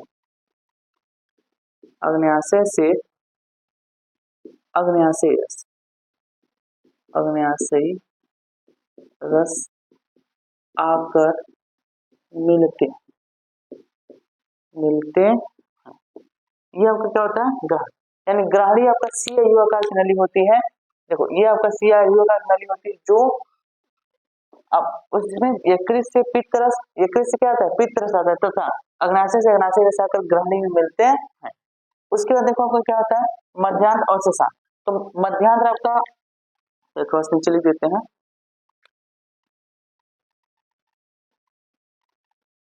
मध्यांत। देखिए यहाँ पर क्या होता है, भोजन का पाचन तथा अवशोषण होता है। क्या होता है, पाचन तथा अवशोषण, अवशोषण होता है। यानी पाचन और अवशोषण का मुख्य केंद्र क्या होता है आपका, मध्यांत होता है। क्या होता है, मध्यांत। फिर इसके बाद मध्यांत का एक छोटा सा और अंग आता है आपका तीसरा, जिसका नाम है शेषांग। देखिए शेषांग आपका क्या होता है, यह बड़ी आंत में खुलता है। कहाँ, बड़ी आंत में खुलता है। कहाँ खुलता है, बड़ी आंत। और साथ ही देखिए यह बड़ी आंत में खुलता है, और जहां ये बड़ी आंत से मिलता है वहीं पर आपका एक अंगुली नुमा संरचना होती है। अंगुली नुमा या क्रीमी नुमा मतलब मुड़ी हुई संरचना होती है। देखिए इसमें आप ध्यान देखिए, इस फिगर में देखिए यहाँ नीचे मुड़ा हुआ संरचना है, नहीं मुड़ा हुआ संरचना है ना, तो ये जो मुड़ा हुआ संरचना है इसे बोलते हैं परिशेषिका। ये इंग्लिश में होता है अपेंडिक्स। क्या होता है, परिशेषिका या अपेंडिक्स। तो जहां से आपका छोटी आंत का अंतिम भाग यानी शेषांत मिलता है किससे, बड़ी आंत से, वहां पर एक क्रीम जैसी संरचना निकलती है जिसे बोलते हैं परिशेषिका या अपेंडिक्स। अब ये क्या होता है, देखिए अपेंडिक्स जो है हमारे शरीर में एक अवशेषी अंग, अपेंडिक्स क्या है, हमारे शरीर में एक अवशेषी अंग है जिसका हमारे शरीर में कोई कार्य नहीं है। कभी कभी ऐसा होता है कि भोजन के कारण अगर चले जाते हैं किसमें, अपेंडिक्स में, यानी परिशेषिका में चले जाते हैं, तो वहां पर भोजन का सड़ने लगते हैं, जिससे अपेंडिक्स में सूजन आ जाता है। क्या आता है, सूजन। अब इस सूजन आने की वजह से क्या होता है, थोड़ा हार्ड हो जाता है, ऐसे बिल्कुल सॉफ्ट है, लेकिन उसमें भोजन जाकर कम जाने से कैसा होता है, हार्ड हो जाता है, यानी कठोर हो जाता है, जिससे हमारे पेट के अंदर क्या होता है, चुभने लगता है और हमें दर्द होने लगती है। तब उसको क्या करते हैं, अब ये चुभना खत्म नहीं होगा, तब डॉक्टरों के द्वारा इसको ऑपरेशन करा काट कर निकाल दिया जाता है। समझ आ गया, चलिए तो उसको भी आप नोट कर लीजिए कि अपेंडिक्स क्या होता है। यहाँ पर क्या होता है, एक क्रीम रूप परिशेषिका, परिशेषिका होती है, जो क्या है, जो हमारे शरीर में क्या है, अवशेषी अंग, अवशेषी अंग है। हमारे शरीर में क्या है, एक अवशेषी अंग है। तो चलिए इसको नोट कर लीजिए। हम पढ़ते हैं क्या, आहार नाल का अंतिम भाग जिसका नाम है बड़ी आंत। चलिए सुनते इसको। अब हम आहार नाल का अंतिम भाग देखने वाले हैं। क्या देखने वाले हैं, आपका छठा भाग जिसका नाम है बड़ी आंत। क्या नाम है, बड़ी आंत। कि बड़ी आंत क्या होता है, तो देखो अब बड़ी आंत क्या होता है उसको हमको समझना है। तो बड़ी आंत देखो हमारे पाचन तंत्र में जो आपका आहार नाल है, आहार नाल का सबसे अंतिम भाग होता है। यह लगभग देखो, यह आहार नाल का अंतिम भाग, अंतिम भाग है, जो लगभग 1.5 मीटर, 1.5 मीटर मतलब 105 मीटर लंबा होता है। देखो यहाँ पर क्या होता है, बड़ी आंत मुख्य रूप से, देखो छोटी आंत जो था वो पाचन और अवशोषण दोनों का केंद्र था, यानी उसमें पाचन भी भोजन हो रहा था और अवशोषण हो रहा था। और जो बड़ी आंत होता है इसमें मुख्य रूप से जल का अवशोषण होता है। किसका अवशोषण होता है? जल का। अच्छा आप लोग ये बताओ, जल का अवशोषण छोड़ो, पहले आप लोग बताओ कि आप ये जानते हो नहीं कि आप जब खाना खाते हो पानी पीते हो तो दोनों एक ही नली में जाता है। ऐसा नहीं सोचते कि पानी अलग नली में जा रहा है और खाना अलग नली में जा रहा है, तो ऐसा नहीं है। आप पानी जो पीते हो और जो खाना खाते हो दोनों एक ही नली में जाते हैं और वहीं से उनका अवशोषण होता है। तो आपका पिछले क्या हुआ, भोजन का पाचन हुआ, उनका अवशोषण हुआ, लेकिन पानी का जो मुख्य अवशोषण होता है वो मुख्य रूप से कहाँ होता है? बढ़िया। कहाँ होता है? बढ़िया। तो यह देखो यहाँ पर भी क्या होता है, यहाँ पर भोजन तथा पानी का अवशोषण होता है, अवशोषण होता है, ठीक है। यानी यहाँ पर किसका भोजन तथा पानी का, मुख्य रूप से पानी का अवशोषण होता है। इसके बाद देखो आप देखो, अब जो बड़ी आती है इसका भी 3 भाग होते हैं। कितने भाग होते हैं? 3 भाग, यानी इसके भी 3 भाग होते हैं। देखो कौन कौन से, तो आप गिनते लेते हैं 1, 2 और 3। इसके भी कितने भाग होते हैं? 3 भाग। देखो पहला आपका होता है सीकम, दूसरा आपका होता है कोलन, और तीसरा आपका होता है रेक्टम। देखो रेक्टम बोलते हैं मलाशय, मलाशय के होते हैं रेक्टम, क्या बोलते हैं? रेक्टम। तो बड़ी आंत के 3 भाग होते हैं, आपका पहला होता है सीकम, कोलन, रेक्टम। अब सीकम देखो क्या होता है, अभी आपको हम बताया कि छोटी आंत बड़ी आंत से जहां बनती है वहां कृमि रूप पेपर से क्या बनती है, तो वही उसी भाग को, उसी क्षेत्र को क्या कहता है? आपका सीकम कहा, क्या कहता है? सीकम कहा जाता है। उसके बाद आपका क्या होता है? कोलन। कोलन देखो आपका यह क्या होता है, यह एक उल्टा यू, उल्टा तो लिख देते हैं, उल्टा यू आकार की संरचना होती है, आकार की संरचना होती है, जो खुद 4 भागों में बटा होता है। कितने भागों में बटा होता है? 4 भागों। देखो कौन कौन से भाग में बटा होता है, एक होता है आरोही, दूसरा आपका होता है अनुप्रस्थ, अनुप्रस्थ, तीसरा आपका क्या होता है? अवरोही, और चौथा होता है आपका सिग्माइड। इस 4 भागों का बटा होता है कौन? कॉलम। अब फिर आपका लास्ट होता है मलाशय। यहाँ पर क्या होता है, यहाँ पर मल क्या होता है? स्टोर होता है। मल क्या होता है? स्टोर होता है, स्टोर होता है, जो समय समय पर, समय समय पर बाहर, समय समय पर गुदा द्वारा, किसको द्वारा?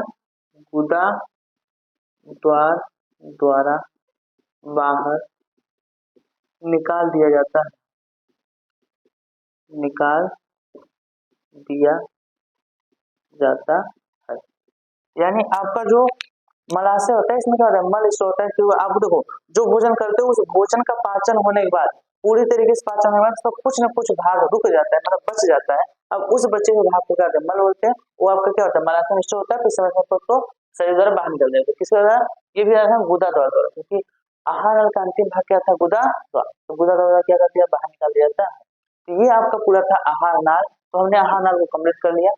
अब आपने देखा था कि पाचन तंत्र को समझने के लिए हम 2 भाग देते थे, एक था आहार नाल, दूसरा क्या था? पाचक ग्रंथियां। तो हमने आहार नाल पूरा कंप्लीट कर लिया है, इसको नोट कर लीजिए। अब बढ़ते हैं पाचक ग्रंथियों की ओर।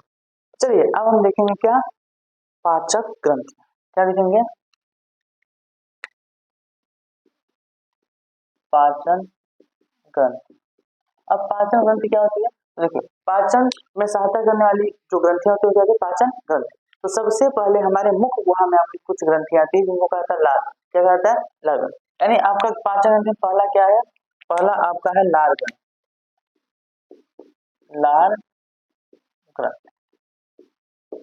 अब लार ग्रंथि क्या होती है? देखिए हमारे मुख गुहा में ही 3 जोड़ी लार ग्रंथियां। कितनी जोड़ी? 3 जोड़ी लार ग्रंथियां होती है। 3 प्रकार की लार ग्रंथियां होती है जो जोड़े में, अकेले नहीं होते, जोड़े में टोटल 6 ग्रंथियां होती है। 3 जोड़ी, तीनों अलग अलग होती है। 3 जोड़ी क्या होती है? ग्रंथियां होती है, जिसके क्या कहते हैं? लार का स्राव करते हैं। जो लार ग्रंथियां जो होती है वो प्रतिदिन प्रतिदिन लगभग 105 लीटर 105 लीटर लार का निर्माण करती है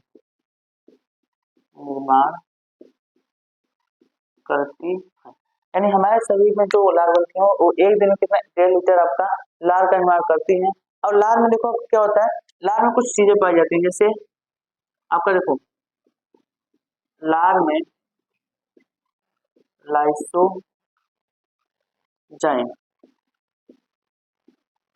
तथा टाइलिन टाइलिन टाइलिन को ही देखो कहा जाता है अल्फा एमाइलेज कहा जाता है। क्या कहता है? अल्फा एमाइलेज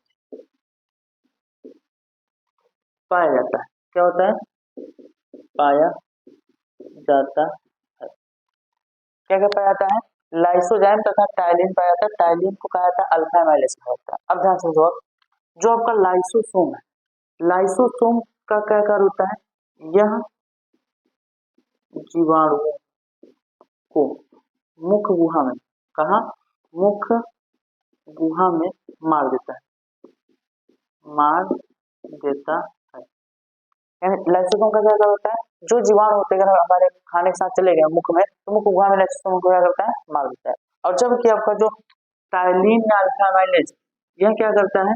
यह कार्बोहाइड्रेट कार्बोहाइड्रेट कार्बोहाइड्रेट में मुख्य रूप से शर्करा, किसका?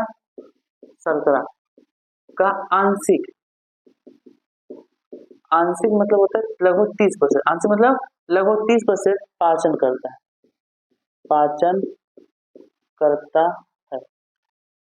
यानी जो अल्फा एमाइलेज या टाइलिन होता है, ये हमारे मुख्य गुहा में ही कार्बोहाइड्रेट जो शर्करा का कितना आंशिक यानी 30% लगभग क्या करता है? पाचन कर देता है। और बाकी पाचन आपका होता है छोटी आंत, यानी जो शर्करा हम खाते हैं उसमें आपका 30% कहाँ मुख्य गुहा में पाचन हो जाता है, बाकी जो 70% बचा होता है वो कहाँ पाचन होता है? छोटी आंत में। तो ये आपका क्या होता है? लाल मोती पाए जाते हैं जो भोजन का पाचन करते हैं। तो आपसे ये क्वेश्चन इंपॉर्टेंट, देखो ये जो हम रेड कलर से लिखे हैं ये बहुत ज्यादा इंपॉर्टेंट है, इसको आपको याद रखना होगा दोनों, कि ये लार में पाए जाते हैं। ये दोनों आपको पहले ये नोट रखो कि लार में पाए जाते हैं और साथ इनका कार्य क्या होता है। ठीक है, तो ये आपका हाइलाइटेड, इनको अच्छे से आप नोट कर लो कि लार में पाए जाते हैं उनका कार्य क्या होता है। इसके बाद अब आपको हम बताया कि जो लाल ग्रंथियां होती है वो हमारे शरीर में कितनी होती है? 3 जोड़ी। तो आप इसका क्या लिखोगे? हमारे शरीर में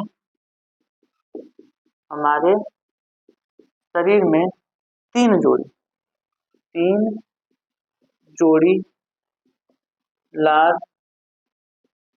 ग्रंथियां पाई जाती हैं।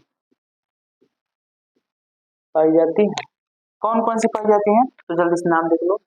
पहला होता है आपका कर्णपुर ग्रंथ,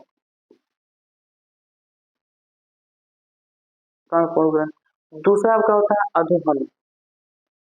अधोहनु ग्रंथ।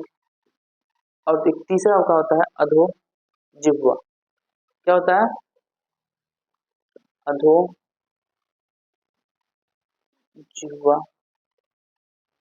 ग्रंथ। अब देखिए, जो आपका कर्णपुर ग्रंथि, ये दोनों हमारे गालों के बगल, कान के बगल यहाँ पाई जाती है। यहाँ पर क्या पाई जाती है? कर्णपुर ग्रंथि पाई जाती है। फिर आपका अधोहनु, देखो हनु क्या होता है समझते हो? हनु मतलब नीचे वाला, ये इसको बोलते हैं हनु। तो अधोहनु मतलब यहाँ नीचे, हमारे जीभ के नीचे 2 ग्रंथियां पाई जाती है जिनको क्या कहता है? अधोहनु। फिर अधोजिह्वा, अच्छा उल्टा हो गया, देखो अधोजिह्वा जो होता है, अधोजिह्वा कहाँ होता है? जीभ के अंदर पाई जाती है। क्या पाई जाती है? जीभ के अंदर। जबकि अधोहनु जो होता है वो कहाँ साइड में पाई जाती है, कहाँ साइड में, बगल में पाई जाती है। ठीक है, यहाँ जबड़ों के नीचे, जबड़ों नीचे कौन पाई जाते हैं? अधोहनु। जबकि अधोजिह्वा कहाँ है? जीभ के नीचे। तो ये तीनों ग्रंथि, तीनों प्रकार की ग्रंथियां पाई जाती हैं जो क्या करती है? लार का निर्माण करती है और लार में चाहिए होते हैं। तो ये लार में जितना भी चीजें थी आपको इसको याद रखना है, तो इसको अच्छे से नोट कर लो। अब हम इसके आगे बढ़ते हैं अगले ग्रंथ, पाचक ग्रंथ की। चलिए अब हम दूसरा देख लेते हैं। देखो लाल ग्रंथि के बाद आपका दूसरा ग्रंथि आता है यकृत। क्या आता है? यकृत। अब यकृत से पहले हम पढ़ रहे थे आमाशय के पास। दूसरा आपका देखो क्या है? दूसरा आपका है जठर ग्रंथ। अब जठर ग्रंथि कहाँ पाई जाती है? तो जठर ग्रंथि आपको हम बताएं कि यह अमाशय में पाई जाती है। यह अमाशय में पाई जाती है, जो क्या करती है, देखो जठर ग्रंथि क्या करती है, यह जठर रस का श्रावण करती है, किसका श्रावण करती है, जठर रस का श्रावण करती है। अब देखो जो जठर रस आपका है, जठर रस, इसमें आपको क्या क्या पाया जाता है, तो देखो जठर रस में आपका क्या पाया जाता है, जठर रस में आपका पाया जाता है सबसे पहले HCl यानी हाइड्रोक्लोरिक अम्ल पाया जाता है, फिर इसमें आपका पाया जाता है लाइपेज और इसमें पाया जाता है पेप्सिन, क्या पाया जाता है, पेप्सिन, ये तीनों पाए जाते हैं किसमें, जठर ग्रंथि। अब देखो आपका जो HCl, इस HCl आपका क्या है, हाइड्रोक्लोरिक अम्ल है, और ये हाइड्रोक्लोरिक अम्ल का जो पीएच मान होता है इसका बहुत ही कम होता है, बहुत ही मतलब बहुत ही ज्यादा अम्लीय होता है। अब कितना होता है, तो देखो तो हम बारी बारी तीनों पढ़ लेते हैं। देखो आपका HCl, देखो यह क्यों पहली बार सक्रिय होता है, देखो यह भोजन को क्या करता है, भोजन को सड़ने से बचाता है, क्या करता है, सड़ने से बचाता है, बचाता है कि हमारे पेट में भोजन है 2 दिन है 3 दिन है तो सड़े नहीं, उसमें सड़न उत्पन्न ना, इसलिए क्या कहता है HCl उत्पन्न होता है ताकि HCl उसको सड़ने से बचा सके। दूसरा आपका HCl क्या होता है, देखो इसका जो पीएच मान होता है, इसका पीएच मान जानते हो कितना होता है, लगभग आपका 1.5 से 2.5 तक होता है, यानी बहुत अम्लीय होता है, इतना अम्लीय है अगर इस अम्ल में आप एक ब्लेड को डाल दो, ब्लेड जानते हो ना, तो सेव करने वाला ब्लेड, उस ब्लेड को अगर डाल दो उसमें तो क्या हो जाएगा, वो भी गल जाएगा, इतना ज्यादा अम्लीय होता है। लेकिन हमारे शरीर के अंदर है, आपको सर इतना ज्यादा अम्लीय है, उसमें ब्लेड डालने पर गल जा रहा है, फिर हमारे पेट में क्यों नहीं छेद हो जा रहा है, तो अम्ल है भाई, अम्ल क्या करता है, हमारे पेट को छेद कर सकता है, तो हाँ कर सकता है, लेकिन अब जहां से उत्पन्न हो रहा है उसे फिर खत्म कर देगा। देखो हमारा जो अमाशय, अमाशय की आंतरिक दीवार पर ना एक और अस्तर पाई जाती है, इसको बोलते हैं म्यूकस, क्या बोलते हैं, म्यूकस, यानी श्लेष्मा पाया जाता है, यानी हमारे अमाशय जहाँ पर बनता है वहां पर श्लेष्मा होता है, जो क्या करता है इसके प्रभाव को प्रभावहीन कर देता है, यानी श्लेष्मा क्या करता है HCl के प्रभाव को जो होता है कम कर देता है, इसी वजह से हमारे अमाशय क्या सुरक्षित रहता है, उसमें कोई विषय रूप नहीं, समझा, लेकिन ये इतना खतरनाक होता है अगर इसमें हम ब्लेड भी डाल दें तो भी गल जाएगा, ये बात याद रखिएगा। फिर आपका देखो दूसरा क्या है, दूसरा आपका है लाइपेज, ठीक है, लाइपेज क्या करता है, यह वसा का आंशिक पाचन करता है, क्या करता है, आंशिक पाचन करता है, यह वसा क्या करता है, आंशिक पाचन करता है, यानी वसा को तोड़ देता है किसमें, देखो ये वसा क्या करता है, वसा को आपको तोड़ देता है किसमें, वसीय अम्ल, वसीय अम्ल और ग्लिसरॉल, इसमें वसीय अम्ल और ग्लिसरॉल तोड़ देता है, लेकिन आंशिक रूप से होता है, पूर्ण रूप से पाचन नहीं होता, पूर्ण से पाचन आपका छोटी आंत में, ठीक है। फिर आपका एक तीसरा है इसमें क्या, पेप्सिन, देखिए आपको जो पेप्सिन है आपको यहाँ पर हम रिएक्शन द्वारा बता दे रहे हैं, पेप्सिन जो होता है वो प्रोटीन में क्या करता है, सोल्यूशन होते हैं, यह पेप्सिन क्या होता है, यह प्रोटीन का पाचन करता है, किसका पाचन करता है, प्रोटीन का। तो अमाशय में आपकी 3 चीजें थी, HCl, लाइपेज और पेप्सिन। तो HCl क्या करता है, आपका भोजन को सड़ने से बचा रहा है, इसका पीएच मान 105 से 205 तक है। और दूसरा आपका अच्छा ये HCl आपका भोजन को अम्लीय बना देता है, कैसे बनाता है, अम्लीय, यानी अम्लीय माध्यम प्रदान करता है। फिर आपका जो लाइपेज होता है वस्य का आंशिक पाचन करता है और किसको, वसा को देता है किसमें, वसीय अम्ल और ग्लिसरॉल में। इसमें आपका जो पेप्सिन होता है प्रोटीन का पाचन करता है। तो ये आपका क्या था, जठर जो अमाशय से उत्पन्न हो रहा था। इसके बाद अब आपका आता है यकृत, क्या आता है, यकृत, तो चलो यकृत को भी देख लो। अब हम देखते हैं क्या, यकृत। तो यकृत में देखना है तो आपको क्या देखना है, देखो आपका जो तीसरा रस, तीसरा पाचक ग्रंथि वो क्या है आपका, वो है यकृत, यकृत उसको बोलते हैं लीवर। आप यकृत नहीं जानते हो लेकिन लीवर तो जानते हो अच्छे से, हालांकि दोनों जानते हो, यार लीवर अच्छे से जानते हो। तो देखो यकृत जो क्या होता है, ये तो यकृत मानव शरीर में क्या होता है, ये आपका सबसे पहले बात तो जानना भैया, यह मानव शरीर की सबसे बड़ी ग्रंथि, सबसे बड़ी ग्रंथि है, ग्रंथि है जो आपका कितना 1500 ग्राम होता है, कितना होता है 1500 ग्राम। अब यकृत आपका देखो दो पालियों में बताओ, कितने पालियों में बताओ? दो पालियों। ठीक है, मैंने कहा एक होता है बाएं पाली, एक होता है दाएं। तो आपका इन बाएं और दाएं पाली होता है, इसके अंदर क्या होती है? यकृत कोशिकाएं पाई जाती है, और इन कोशिकाओं के अंदर यानी देखो ये किससे मिलकर बना होता है? यह यकृत कोशिकाओं से मिलकर बना होता है। किससे मिलकर बना होता है? कोशिकाओं से मिलकर बना होता है, बना होता है। देखो जिसमें जिसमें क्या होता है? जिसमें पित्त रस, याद रखो पित्त रस का निर्माण होता है। किसका निर्माण होता है? पित्त रस का। यानी यकृत कोशिकाओं में पित्त रस का निर्माण होता है, जो पित्त वाहिनियों द्वारा, किसके द्वारा? पित्त वाहिनी द्वारा या यकृत वाहिनियों द्वारा क्या करता है? चला जाता है एक थैलीनुमा संरचना में, जो यकृत में ही लगी होती है। थैलीनुमा संरचना चलाता है पित्ताशय। देखो यहाँ नीचे आपको दिख रहा है, तो थैलीनुमा संरचना इसको बोलते हैं पित्ताशय। क्या बोलते हैं? पित्ताशय। तो पित्ताशय में एकत्रित हो जाता है। याद रखो कि बनता कहाँ है? तो बनता आपका यकृत में है, लेकिन स्टोर कहाँ होता है? रहता कहाँ है? पित्ताशय। कहाँ रहता है? पित्ताशय। फिर पित्ताशय से निकल कर आता है, और आपको अभी बताया था पीछे की ग्रहणी में कहाँ मिलता है? ग्रहणी। तो आपको बताया थे कि ग्रहणी में आकर मिलता है, तो ग्रहणी में कहाँ से आकर मिलता है? आपका पित्ताशय से। और निर्माण कहाँ होता है आपका? यकृत में। तो याद रखोगे निर्माण पित्त रस का निर्माण होता है यकृत में, जबकि यह पित्ताशय कहाँ? पित्ताशय में एकत्रित होता है। कहाँ एकत्रित होता है? पित्ताशय। तो पित्ताशय में एकत्रित होता है, यकृत में बनता है। ये याद रखो बहुविकल्पी क्वेश्चन आपका आता है।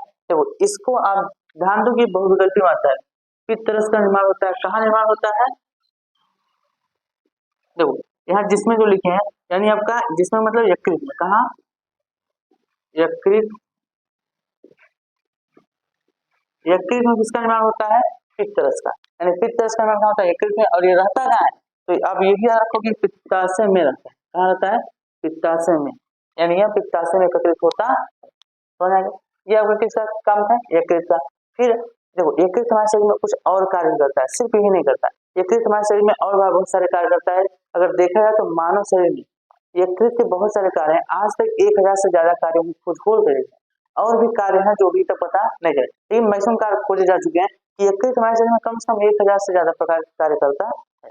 तो अब यकृत में आपका चौथा आता है अग्न्याशय। क्या आता है? अग्न्याशय। अब देखो अग्न्याशय क्या होता है? यह मानव शरीर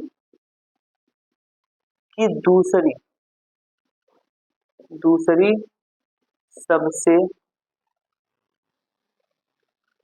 सबसे बड़ी ग्रंथि होती है। मतलब पहला कौन हो गया आपका? पहला तो आपका हो गया यकृत, लेकिन दूसरा कौन होता है? दूसरा आपका होता है कौन? आपका ये होता है अग्न्याशय। अब देखो यह दूसरी बात क्या है? इसकी देखो बहुत ही खास लाइन है, इसलिए इसको एक तरह से लिख रहे हैं। यह एक मिश्रित ग्रंथि, मिश्रित ग्रंथि है। मिश्रित ग्रंथि का मतलब, मिश्रित ग्रंथि का मतलब होता है, देखो इसमें आपका दोष मतलब यह अंतःस्रावी भी है, अंतःस्रावी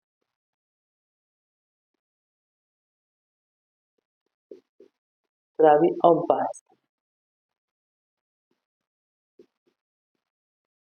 अंतःस्रावी और बाह्यस्रावी मतलब देखो इसके अंदर दो चीज, एक बनता है आपका अंतःस्रावी और बाह्यस्रावी। अब अंतःस्रावी बाह्यस्रावी क्या होता है? तो देखो देखो अंतःस्रावी मतलब होता है इसमें जो आपका, देखो आपका क्या है? ग्रंथि है। ग्रंथि के अंदर बनता है क्या आपका? ग्रंथि के अंदर आपका रस बनता है, या तो बनते हैं एंजाइम या फिर हार्मोन्स, यही बनता है। तो देखो ये आपका क्या होता है? मिश्रित ग्रंथि। जो अंतःस्रावी मतलब होता है यह अपने उत्पाद को, किसको? उत्पाद को, उत्पाद को किसमें? रक्त में क्या करता है? रक्त में स्रावित करता है। किसमें स्रावित करता है? रक्त में स्रावित करता है। अगर रक्त में स्रावित करता है उसको बोलता है अंतःस्रावी। अब बाह्य स्रावित मतलब होता है जब यहाँ पर उत्पाद को कहाँ स्रावित करे? यह एक नली में स्रावित करे। मतलब यह अगर नली में स्रावित करती है उसे बाह्य स्रावी बोलते हैं, और अगर ब्लड में स्रावित करती है उसके बोलते हैं अंतःस्रावी। अब देखो ये आपका मिश्रित ग्रंथि क्यों है? क्योंकि इसके अंदर बाह्य स्रावी जो भाग होता है, कौन सा भाग? बाह्य स्रावी। जो बाह्य स्रावी भाग होता है ये भाग आपका बनाता है क्या? अग्नाशयी रस। क्या बनाता है? अग्नाशयी रस।